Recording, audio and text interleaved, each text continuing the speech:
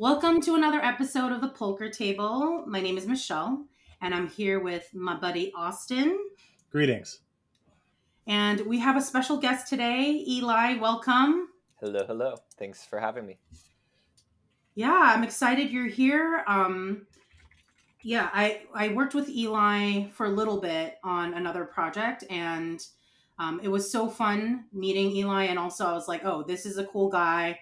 Need to keep him in my Rolodex, well, my metaphorical Rolodex, because I don't have one of those. But and you're working on some cool stuff, so I thought it would be fun to have you on for this week's episode, which we were going to do on blockchain. Amazing. Yeah. I'm super excited. I'm only just a little bummed that I also didn't get the buddy title from you, but that's okay. Oh, no, you are definitely a buddy as well. I'll be able to move past it.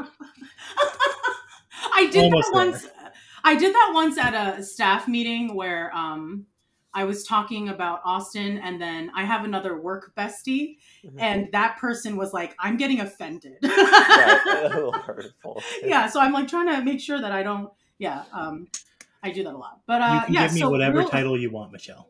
It's okay. I don't need to be buddy if he wants to be buddy. It's fine. Or you could have you can all be my buddies. Here we go. Yeah. Okay, got it. I love having friends, but yeah. Do you have them all on your Rolodex? Every single friend? My metaphorical. What? And all of your friends are in your metaphorical Rolodex, not a real one? Yes. Does anyone use a real Rolodex? You know anyone who has one? I bet you my dad still has his. I bet you. Yeah, there are definitely people who still have them. I mean, that's kind of the beauty older of the time we generation, live in, is we can point at one person who's got a Rolodex and point at another person who's got no hard cash. Like, what a beautiful world, right? That is, that is pretty insane. So, okay, how do those people interact would be my question. Like, what conversations do they have that isn't just vile? Yeah, I think that's, maybe not necessarily exactly about blockchain. However, I think that has to do more with human psychology. I think they're going to just find common points and probably not talk about Rolodexes or digital currency. Maybe they talk about their favorite foods. Right? Yeah. Exactly. I think that they'll kind of skirt around the unknown unless it's inquisitive, right? I think that the beauty of it is there's people as we age, some of us don't become so close-minded and we're curious about learning what's new, and the new continues to excite us. And I think that there's also the young who maybe are gifted with the fondness for what's come before and are curious to learn that as well. And so perhaps, you could find a young person who is, for whatever reason, enthused and impassioned about Rolodexes, and there you go. I will say that because I'm kind of on the cusp of Gen X and millennial, I still have this thing where while I do, live a very tech-heavy life, I still like having physical, tangible things to keep safe, right? My dad's the same way because, sorry. All right. My dad's the same way. Like, he was the one talking to me about crypto before I was even interested in it. And he is obsessed with using apps on his phone, and yet he still has like a lot of his important documents in like paper form, like a Rolodex, because for him, it's like, it feels more safe. Like, nobody can really hack it unless they come into his house or, there's a fire of some kind. So yeah, I do think that, it's interesting when there are a lot of people who either kind of straddle both lines, or some people who are just stuck there, and then the people who just completely let go of it. Right. And I think you just did a beautiful job with that anecdote, tying together the Rolodex to the blockchain, right? Because people are seeking security. I just think that maybe, I think that's one very small piece of it, but I think that the biggest issue is that we aren't necessarily able to concisely explain to those Rolodex users exactly what is blockchain and why that could change their internet and their internet experiences. So beautiful segue, because I actually have the wiki definition for blockchain for us to start this off with. So love that. A blockchain is a decentralized, distributed, and oftentimes public digital ledge consisting of records called blocks that are used to record transactions. Yep. I think it's a solid definition. Yep, I think on a conceptual level, one of the descriptive adjectives I'd say maybe is missing from that. But look, I shouldn't throw Wiki under the bus here. I'm not necessarily more knowledgeable than the person who wrote that, but I think we intend for it to be immutable. That might have been in there. I didn't hear it. And I think that's a big piece of it as well. I think that might be in part due to the distributed, and also the fact that it is a linked list, but immutable is often descriptor that is attached to it. It just is an important component to it, because if you have a ledger that's public and distributed, but is absolutely and totally alterable, you kind of lose a lot of why blockchain was. And I will actually maybe pause there, but unless you want me to keep going, but I was actually going to pause there and say, it sounded like you were going to bring up a little bit more beyond the definition, or you had a question maybe? I had something as well. When you're talking about mutability, even if the every single alteration, if it was mutable, was public, you then start to lose that value anyway, right? Because some essentially let's say Google Drive, right? You can see every single change on Google Drive when it happens throughout the iterations, right? It still loses, if you're working with finance, it still loses the base idea that nothing can change if you have to go through a list of thousands and thousands of changes that may happen to one transaction over the course of time. So immutability, I think, would be key, especially in like blockchain finance. Totally, which is at the end of the day where I think a lot of it comes from. I think we forget the history of blockchain. Even those in the blockchain space fall victim to this. I think a lot of us say the first blockchain, and even I think a lot of Google searches would say the first blockchain is Satoshi Nakamoto, and circa 08, I think, 2008. And that is actually not true. It was Haber and, Sternetta, I think it was, in 1991, I'm pretty sure, and you'll have to fact check me on that, but I think it was 1991 that Haber and Sternetta first released a academic paper on the concept of a blockchain, right? And the whole idea was, let us find a way to prove beyond the shadow of the doubt on the existence of something in a time and in a location on a digital level, in particular. And so I think that is where it really started. I think what Satoshi Nakamoto brought wasn't the first blockchain. It was actually the first application of the blockchain. And it opened the door to this, let's apply a peer-to-peer network onto the existing internet in the form of a blockchain. And that came out 2008, non-coincidentally, right? That's like Napster time, right? And BitTorrent kind of on their end. And all of a sudden we have this peer-to-peer application on the internet in the form of blockchain with Satoshi Nakamoto's Bitcoin as a way to avoid double spend through this immutable ledger. And that is, but again, remembering our roots, which is that's kind of where it was. And I think that an important question beyond where it was and what it was is why it was and why it is and why it will continue to be. And I think that starts to get into where blockchain is going and kind of my theorems on that, but I can stop there. So for the big why, right? For why we're using blockchain, my big answer for why we're using blockchain is like financial security, right? I'm a firm believer in that. If there is some sort of destabilization in like a person's life and maybe their government is not the best to you, or the government's trying their best, but everything's going a little bit like this, or even for just a small like individual portion, like I don't want people to see when I'm putting my investments, right?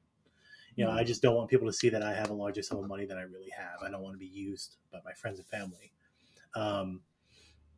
Control over personal finances is the most important thing for me about blockchain, right? And I feel like that was the initial why, and that's where a lot of the community has gone so far. I was actually pulling this up from one of the articles I was reading earlier, that people are using it now, not only just in like personal finance, we all know like blockchain companies are out and about, but like traditional companies are putting investments into, cryptocurrency as a whole and using that to like store money that they think is safer than traditional stock investments, right? Which I think is really cool, but also interesting because of the decentralized nature of blockchain, that central authorities are now investing in it. You guys have any thoughts on that? I do. I would, if Michelle, if you want to say something before No, you I can start go. waxing non-poetically, but I think you wax poetic. I think you're good at. I think it's poetic when you speak. Yeah, I appreciate that. Yeah, I think that the kind of, I'll hit that end point there first, Sure. which is that investment in cryptocurrency is a more secure investment than in stocks. I think that is not necessarily true. I mean, It sounded like I was saying it was, yeah. but it's like that's bold. But I think that a lot of these companies that are looking for even distributing their investments, right? When you're investing and you're maybe a high net worth individual, an ultra high net worth individual, you want to diversify your asset holdings, your asset classes. You'll go 100%. Across maybe different asset classes ranging from property to maybe you'll have an investment advisor who will have you putting money in certain stocks or maybe in Forex, et cetera, et cetera. You might have money in gold and different kinds of asset classes. Cryptocurrency creates another asset class. The big thing about blockchain that I think we're kind of going to be and continue to fight against is really actually, I would say, big things. There are two things. The two impending walls that I would say that the blockchain community faces. One is the fact that, in truth, even if it is the future, what the piece of the future is that we're sitting on now is drastically inflated. People will often say blockchain is a bubble. I like to try and dance around that because I think that there's a lot of potential controversy surrounding that concept. But I do think that we have to remember that the cryptocurrencies we see today aren't necessarily the cryptocurrencies we'll see tomorrow. And to assume that your cryptocurrency, which is ultimately determined because it is a securities determined by public opinion and not by a single source, is subject to volatility just as much as, and if not more than, some of the other asset classes, especially because it's not gold, it's not got a historical and defined value. And I think that that's one of the big walls. And I think the other is that piece of the government's not so nice to you. Well, unfortunately, the governments are not just potentially capable of being not nice to you, they are an infinite power in your face. I mean, until people unite, right? Until, I think they say 10%, I'm more of an opinion in theory that 20% of a population is necessary for an effective revolution. I think that, and that's just, I could try and get into that, and back that up, but we'll just leave it there for right now. I think that, a whole other topic. Yeah, I think that, the governments will be able to come for you and be able to step in the way and intervene. I think right now the community is doing a great job developing more quickly than the governments can successfully regulate. But the governments will catch up. The governments want to catch up. Yes. The people choose to have the governments. And at the end of the day, it's a situation where it's like, how can we... until it becomes a political change, they will always, the government and its areas of control will always continue to encroach upon and expand to overlap in the areas that exist that you don't necessarily want it to. Maybe someone else does. And so I think, put more bluntly, I think the wall that's facing us is the regulations. I mean, I think it's naive for people in blockchain to think that we will be able to, especially those of us today, we're still on the early side of the curve, right? Which is a crazy concept when we're talking trillions of dollars, but we are. To think that regulations aren't coming down that pipeline, right? Right. I think that's a bit naive. So I guess something I would like to bring up, which I think is interesting, kind of melds the two comments you have together, is Tether. Yeah. And the whole idea of, should Tether be more regulated than it is? And what do you feel like is going on there? Because it's it's strange. The whole story makes me a little bit like, Why don't you elaborate on that? So Tether originally was backed 1-to-1 by the U.S. dollar. Mm-hmm. Um, Yep. However, it is not currently. It's backed by other assets, as well as other cryptocurrencies and supposedly gold. And there is a Tether gold as well, which is backed by gold as well as USDT Tether. It's kind of a circle. Mm-hmm. So, what do you guys think? Obviously, it's a stable coin, and this directly comments on the volatility statement that things could change tomorrow. Tether is trying its best to remain stable. Mm-hmm. How long does Tether have for this world in your guys' mind?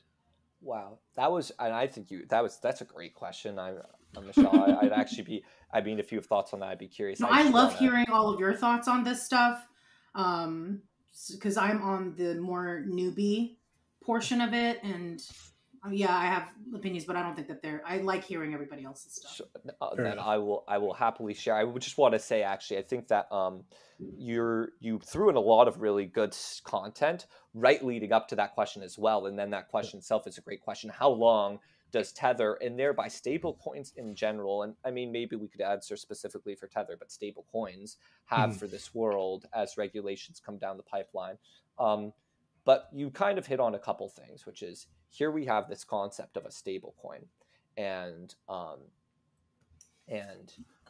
Tether is I think the biggest example. And what is it that they're trying to do but create a stable coin? And I don't work with the people who created Tether, so I can't really speak to the intention and the long-term vision. But what we can see is this exercise in creating a recipe for stability. Mm-hmm. And obviously, when you think about it, stability comes in two forms, right? It's the US dollar, like either one match to the US dollar, if you define the US dollar as stable, which is a crazy concept. I mean, I think most economists would laugh if you define the US dollar as a stable dollar. I mean, it's a fiat currency. It hasn't been stable since we left the gold standard. And even that, I would argue, isn't stable, more stable. I think people would argue bonds, but, not going into that. And then, so I think that there's that piece of it. Either you define that stability or you define a lack of graphical movement throughout the course of or span of time as stability, right? Because the US dollar is subject to change in value over time. Mm-hmm. I think they're trying to create stability. How long are they for the world? And I didn't say anything new there. I was just appreciating what you said as something that I think is really interesting and easy to dismiss. How long do they have for this world? Well, in their exact form, I mean, some time. I mean, what will have to happen is there will be, I think, a large amount of probably required. And look, grain of salt. This, I'm no authority in this here, but I think that they'll require some capital placed into some sort of legal and legislative advances. I think they'll try and have to make a lot of jumps and leaps to become compliant. But the reason why I do think that they have a place in this world, and stablecoins for now have a place in this world, and I'd say maybe that's subject to change in the next decade as blockchain itself changes. But why they have it today is because stablecoins enable certain DeFi businesses to exist that are exceptionally valuable, that we aren't able to have with other cryptocurrencies. I'm trying to think of a really good example of that. There's one where it has to do with purchasing people's defaulted credit, I believe, is one that. I know exactly what you're talking about. I don't know the name of the project, but I actually saw that recently. Yeah, exactly. And I think that there's new projects and new advances in DeFi coming out that are reliant on these stable coins. I'm glad you saw it. You're like confirming my insanity. I'm like, swear I read something about this. But so it's, and I think that, I think that that's why they have a place in this world for now. Again, 10 years from now, and we can kind of get into maybe what I'm working on in a second. Right. I think that will put a big wrench in the should it exist, does it exist, why does it exist? And I mean, that's really why does it exist is really, I would argue, the core thesis from my perspective on what prompted myself and my co-founder to endeavor on the project in which we are doing. So, right. As a follow-up, first a comment, then a question. I personally believe, Tether might be not dismissed by the U.S. government, more acquired, in the sense that we say, oh, you're going to back it 1-to-1 to $1. Okay, we're going to regulate the hell out of it. However, we're going to use it for our own purposes. Yeah. And then I think they'll start sweating, and they'll have to buy back some of the Tether with the other cryptocurrencies that they're holding as well. That's a great hypothesis. I think the one place where I see that, one of the most abrupt places where I'd see that hypothesis potentially meeting its demise would be on the point of what is the cost of acquisition for Tether to the US government, and is it cheaper for them to create their own currency?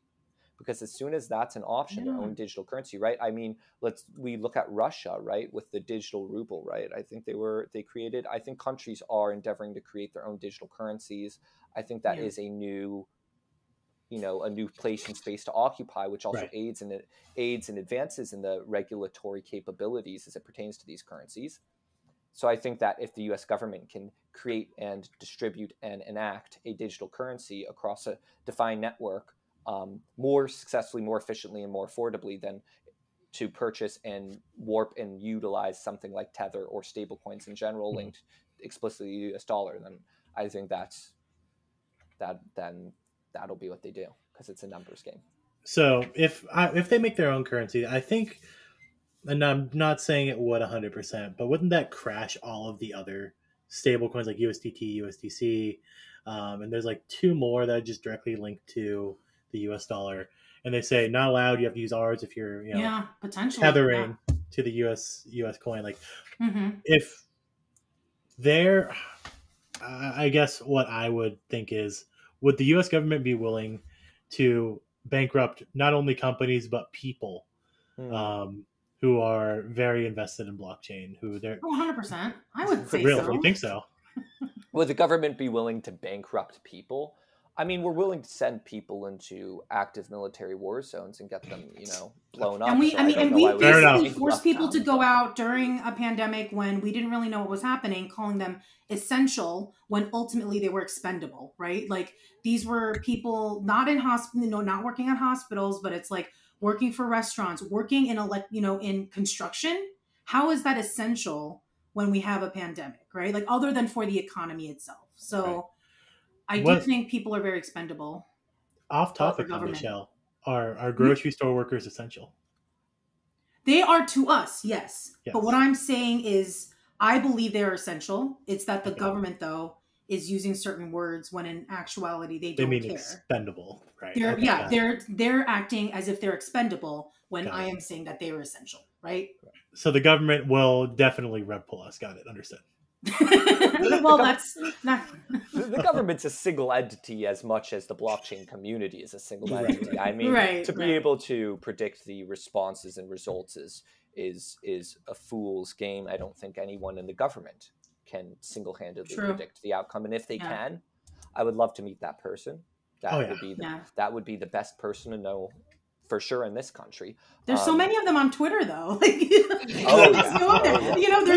They're so sure, just spewing stuff out of their fingertips or mouths. But I love when people post like the Ethereum graphs, like this is exactly what it's going to do. Look, this trend is happening now, and it just doesn't work out like that at all. It's like, you guys are so fucking dumb. And again, I think, will the existence of, you also brought up, though, what I would argue is a question. Would the existence of a government digital currency crash stable currencies? Well, if they are what they say they are, then it shouldn't. If they are truly stable. But that's where it gets into a bit of a tricky situation, right? And what makes them stable, and how are they stable, and how much are they subject to public opinion?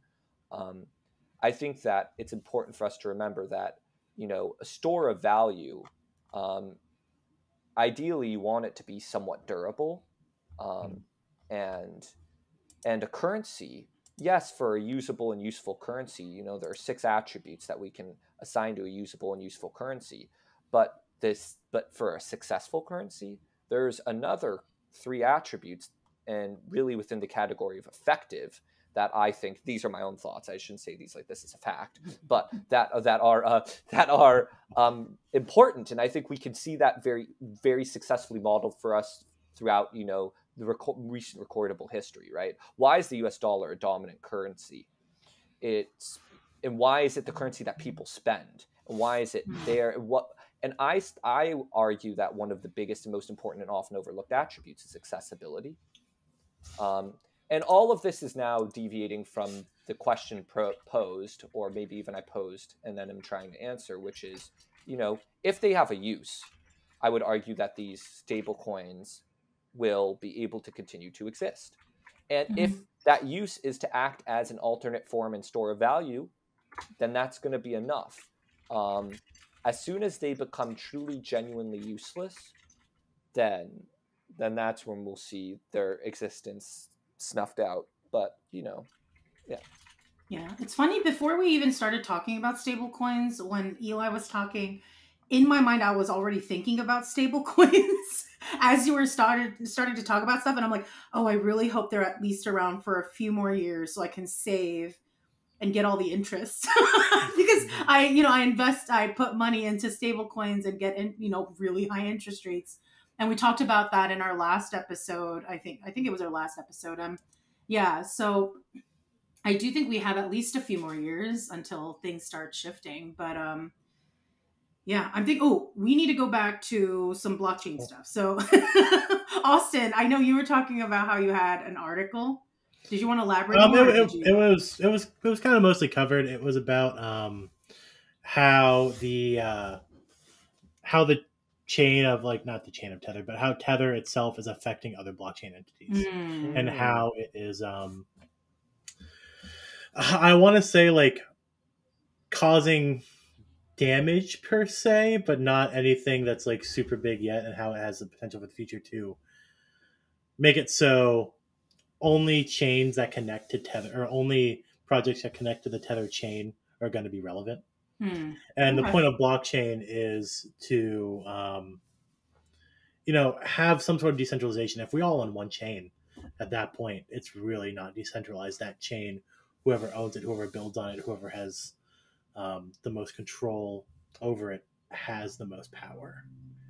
So we covered a lot of it already. Okay.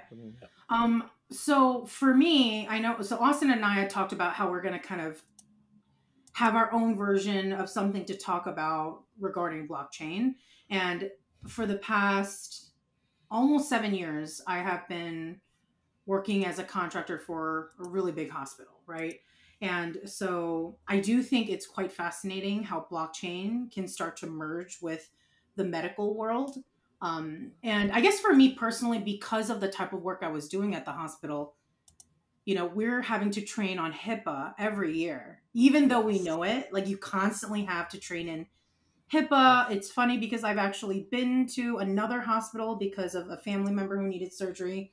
And I just saw a clear HIPAA violation from a doctor. And I was just like, but anyways, so it is kind of fascinating when I start to think about blockchain and how it can be used in the medical world, especially for an individual. And for me, it's kind of in that realm. But I was curious as to what you guys think, because I know that, Eli, your project can also work directly in that way, right?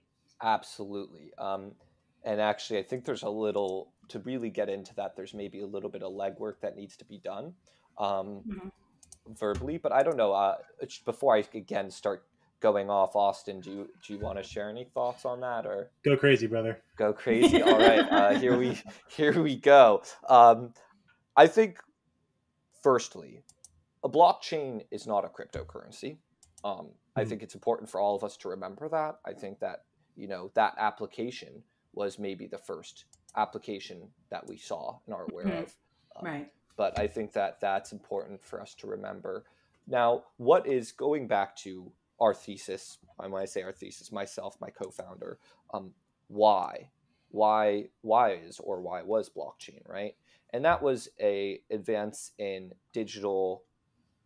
I mean, I'm talking about Nakamoto, not the 1991 Haber Right. Sternetta, but it's to avoid double spend. It's to be able to prove, verify transaction, and that's really crudely put. And if you're really interested, I would recommend you read the 4 or 5 pieces of paper that are the white paper for Bitcoin. Shocking how few people have done that. It's pretty readable. But why? That's kind of ultimately why. Now, blockchain is a chain, and when you think about it from an and that's a stupid thing to say, blockchain's a chain. But when you think of it from a developing standpoint, from a technological standpoint, it's a linear linked list. And we actually sometimes refer to those as queues. And on an operations management standpoint, it is also a single source, single file queue. The thing is, what we're arriving at is what people want. We have blockchain that was created. People took to it. They took to cryptocurrency, and it's evolving. And what we're identifying is that people want a change. They want a change in the security, in the way that the internet works. They want a change in the nature of distribution. People are ready for Web3, and I know that's a next topic. And I'll try not to keep this too long-winded, but Sure. going into hospitals, what we looked at was, we said, okay, blockchain, peer-to-peer networks, kind of this application in Web 2. People seem to want a Web 3.0. Is there something here we can do that is more, right? Because where blockchain is very inefficient is in data transfer. And ultimately, it's a line, right? And when you think about what the internet is, we don't want necessarily just a line. If everything has to operate in a queue, and everything has to be scrutinized and examined, and there has to be, cryptographic algorithms and cryptography and algorithms sorted and solved, and we're solving for 26 hexadecimals, etc., it becomes an arduous process to get data into the hands of the consumer. And so we stepped back. We said, okay, we're going to create something, or we want to create something that makes the application or the concept of blockchain more usable on an internet level. And for us, that was kind of creating our own proof and creating our own layer 1 solution, in addition to then a layer 2 and layer 3 solution. So currently, we understand the 2 big schools of proofs. There's proof of work, proof of stake. Proof of work is, and I think actually I don't really need, for the sake of time, I won't necessarily go into defining them. Those are really the 2 big schools. And everyone will argue if it's not proof of work, it's really proof of stake, because that's ownership. And those are kind of the 2. It's almost like people are treating that like a Boolean split, and to some degree there is some truth in that. That being said, there have been advancements in what those proofs manifest as. And so shout out to Tom Moran. In 2016, that was when he released his first paper on proof of space-time. And that is, to me, kind of one of the big advances in proofs and what an efficient proof can look like and can be. We created our own proof. Our proof we call it proof of relativistic space-time, hence my shout out to Tom Moran, but really we call it proof of relativity. And again, if you're interested in proof of space-time, really, I mean, the really quick and dirty version of it is that rather than simply solving, for a problem, or rather than looking at ownership in that specific asset or that specific blockchain, you look at a person's uptime and space dedicated to an existing network to be able to define whether or not they're a significant or valid player within that network. And that's really crudely put, verging on inaccurate. I highly recommend, if you're interested, going and reading more. But we created proof of relativity. And proof of relativity, for us, what that enabled us to do is it enabled us to start to recreate what a blockchain is. What we operate on is not blockchains. They're block nets. they're actually tree graphs rather than linear linked lists. Hmm. And all in the name and the sake of efficiency and internet efficiency. We wanted to say, okay, can we have our cake and eat it too? Can we have the security? Can we have the data verifiability? And can we also have efficiency in data usage and transfer? And this was kind of the solution we arrived at. And proof of relativity, you know, it is a shout out to Einstein. And without kind of getting into the weeds on what it is and how it works, it has to do a lot with reference frames and frames of reference. So when you think about Einstein's proof of relativity and how that works and how you rely on reference frames to kind of prove the existence. And again, very crudely put, I'm trying to keep it short. There's papers written on this. I can't really do it justice in 5 seconds. But ours works in a similar function and format. And now I want to jump to your question. That's the legwork. I kept it really dirty. I can talk a lot more about any of that. But to your point about hospitals. So what you can do is we can create with our network and our distributed block net subnets with their own rules, regulations, and principles. And one of the application spaces for that is hospitals, where people existing on our Web3 can go and say, hey, we're going to define via geofencing this subnet being this hospital. And whenever anyone is operating within our Web3 and utilizing our Web3 within that geonet, we'll make sure that certain rules are followed. And we're currently working with partners building in machine learning and artificial intelligence into our native networks. So you can start to look at equipping packages to be able to identify maybe, for example, information that shouldn't be sent outward, right? HIPAA, it's like a net that will catch and keep people compliant. And that's its use case in hospitals. And to us, it's a very exciting use case. Obviously, the scope and scale of that goes up. So it's not necessarily just hospitals. Right. And that gets into, will governments, create their own currency and cryptocurrency? And I mean, I'm all for distribution and the quasi-anarchist, yes, like for the people, absolutely. I do think though that it's like I may be a little bit more pessimistic, verging on realistic. And I think a lot of people are though, especially with like Web 1 being where it was and what people wanted, and then where it went. Right. So I think that's a great point. And I think that in my mind, our Web3 with this ability to create subnets and even governments being able to create their own subnets creates a version of a blockchain reality, a future where we have a faster, more efficient, more secure, more private internet, and a more distributed internet, but also fits the kind of defined rules and regulations of the government. It's not the Wild West. It's not completely unregulated. Right. And I think that is to us that kind of middle ground trod.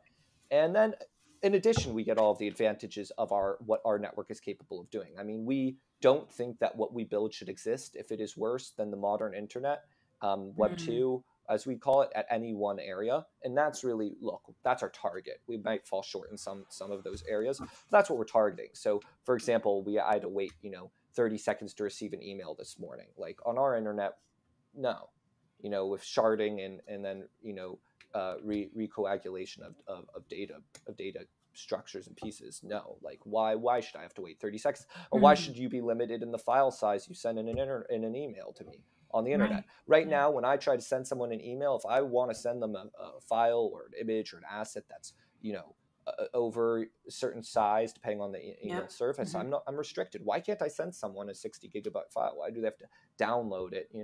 And there's obviously answers to that, but I'm asking that as the hypothetical user of the internet. I think there's a version of the internet that's newer, brighter, better, that can be had by blockchain, and through blockchain and through block nets. And I think that it is peer-to-peer networks, but it's solving the issues of the peer-to-peer networks using blockchain, which is very careful on the terminology because blockchain is sort of a peer-to-peer network applied on an internet. So keeping that off to the side and remembering that, talking about traditional peer-to-peer networks like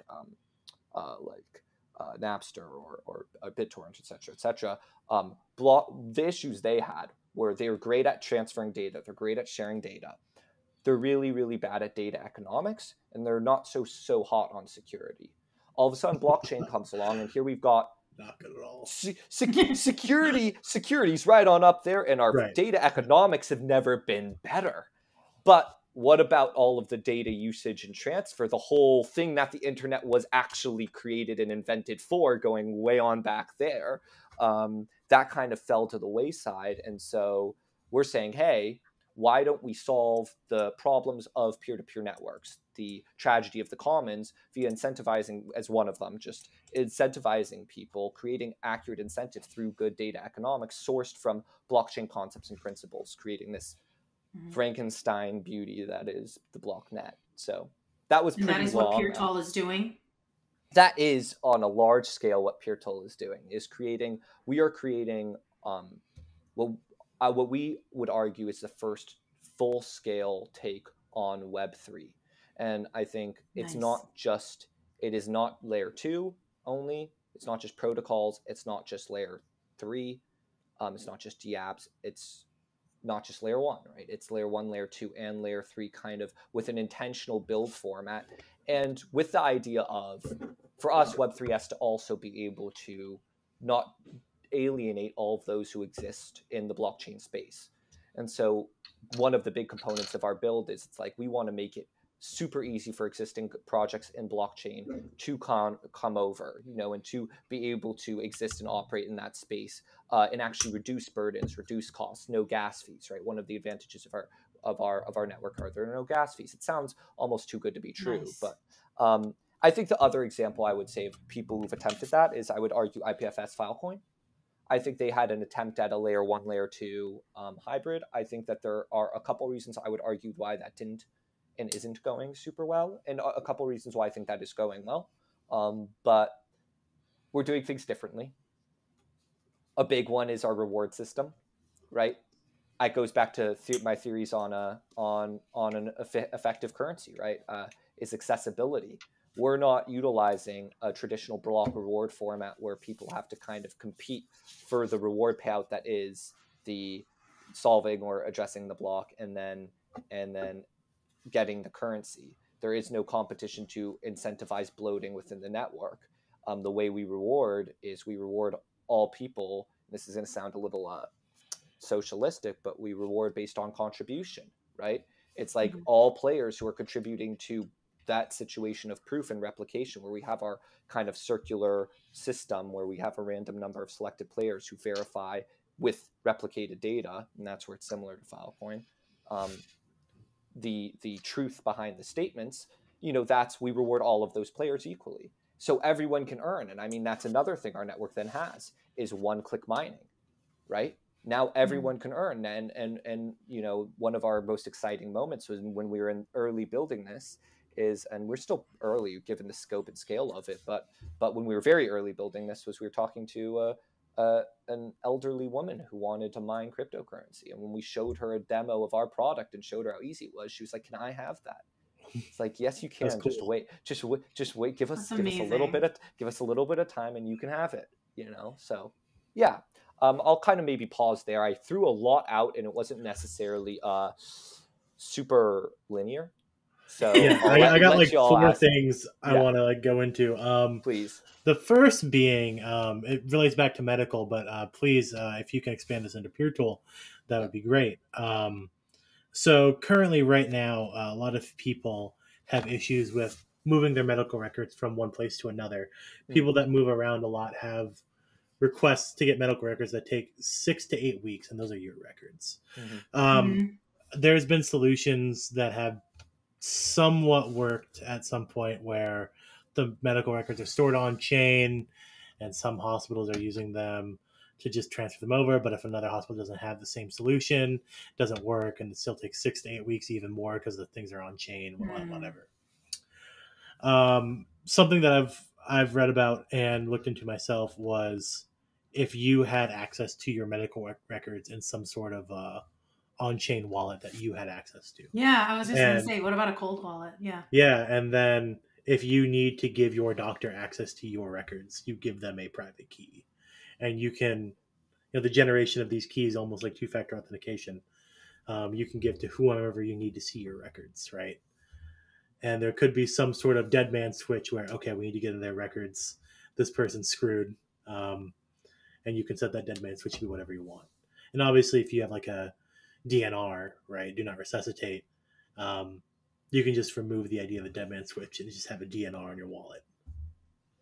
That would be amazing, but that's also what, like, the concept is fantastic.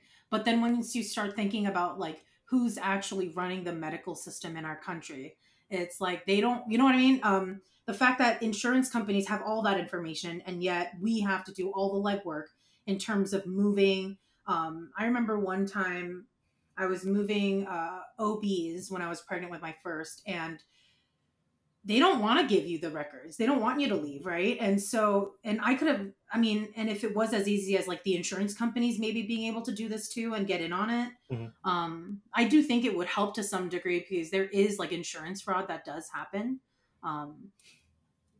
That could help with that. So maybe they would have an incentive to like kind of do it that way. But I find that fascinating. Like, and I'm glad you brought that up, Austin, because that was another thing that I was wondering. Right. Yeah, I mean, insurance companies aren't incentivized to do anything right now. That was the issue, right? They're making so much dumb money, and it's just like, why would they want to make a new technology when don't fix what ain't broke, right? Yeah, it's kind of their not broke for them. Yeah, exactly. Right, and I think that's true. I think though, that's maybe an industry that will, in an eventuality, as the internet and the way we share and utilize data, which is at the core of so many of our modern industries and businesses, that will be one of such spaces subject to some degree of change. I think that I am no expert in the medical field. I think that, and I have to say that before I even begin to talk about this even at all. But I think the idea of, distributing RSA keys in the form of with information, and it could say DNR, DNI, and I think that's a brilliant idea.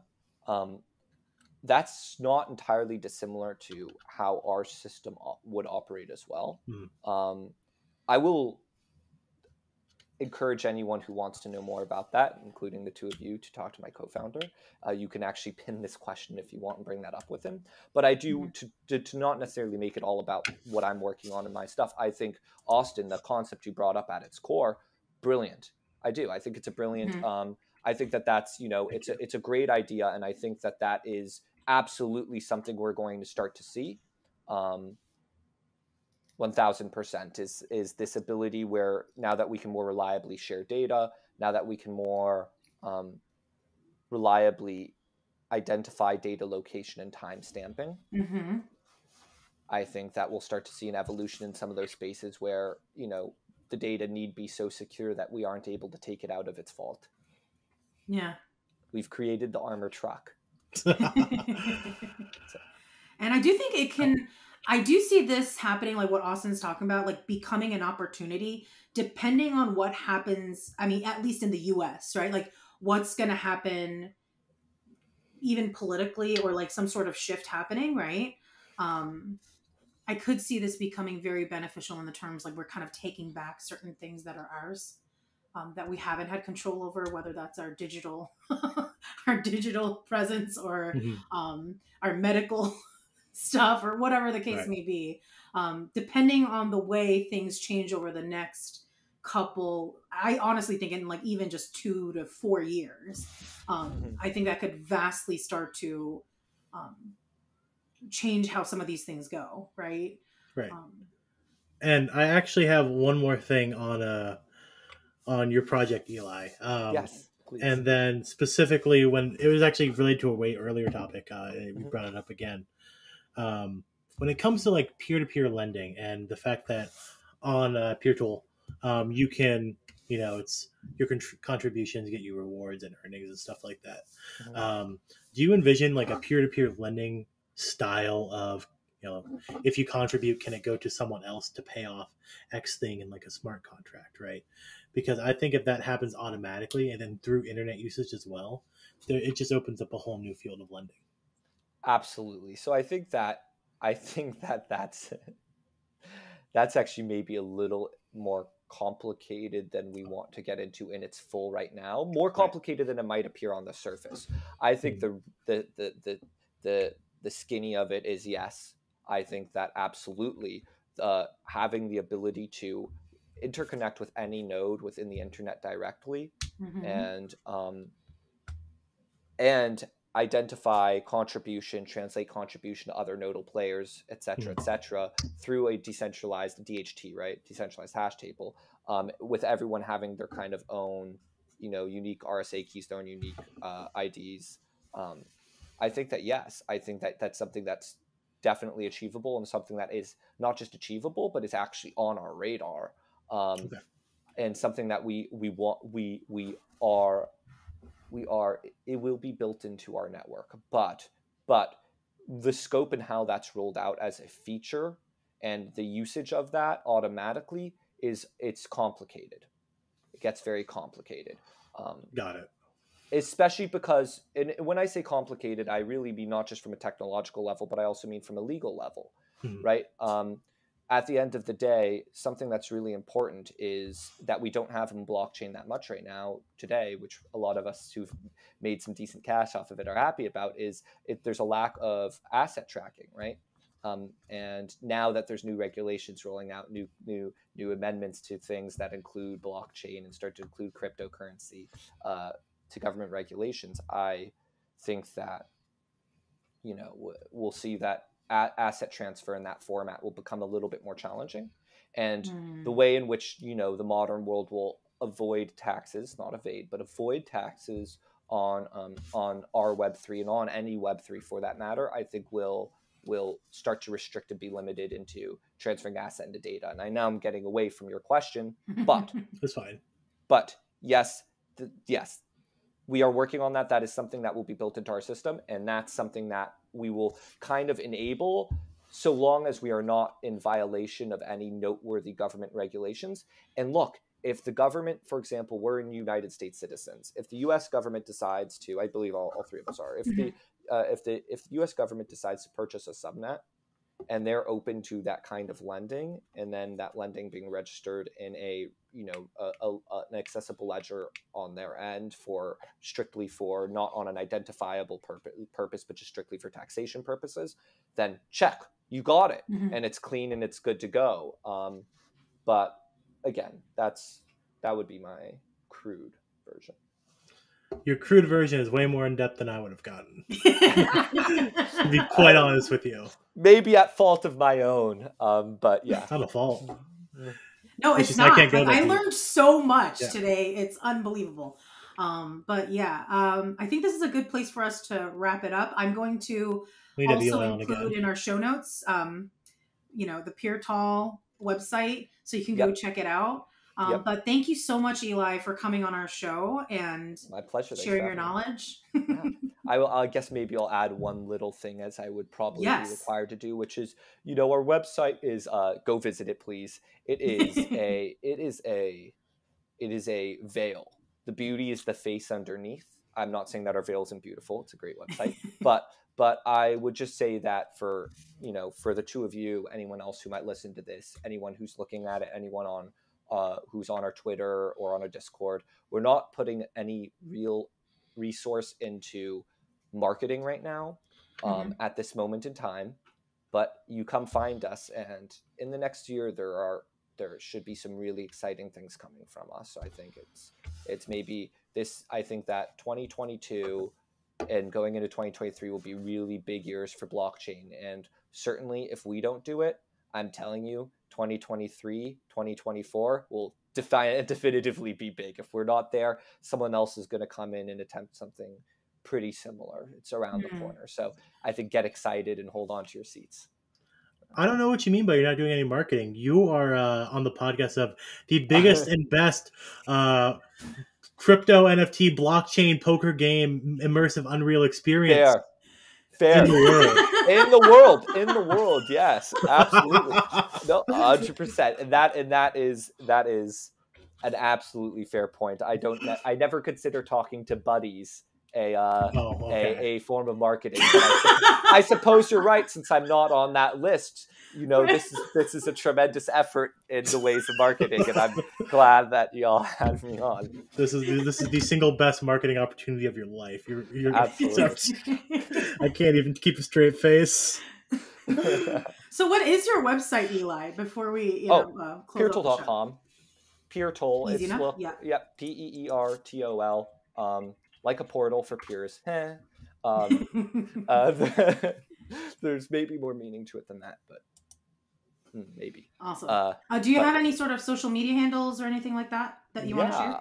I'm sure I do, although I'm probably the worst CEO in the world because I might not necessarily know them off the top of my head. I'm sure it's something like the Peertol for Twitter. Let me see right now, actually, for y'all, really fast. Yep. No problem. The Peertol. I was right. The Peertol. Okay. Well, you'll probably find it. At the Peertol.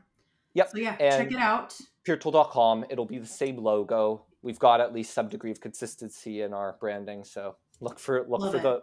I do love the consistency in branding. So yes. There we go. Yeah. All right. So thanks again to Eli, and thank you all so much for listening. Please make sure to like and subscribe, and send us any comments if you'd like, and we will check back in with you soon. Bye.